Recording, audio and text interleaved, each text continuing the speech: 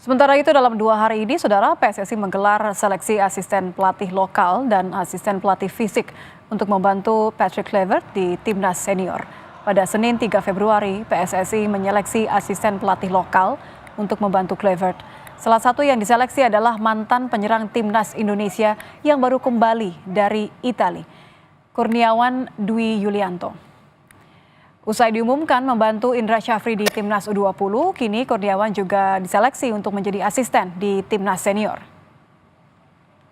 Kaitannya dengan soal hari ini ya, hari dan besok. Hari ini kita itu seleksi asisten pelatih yang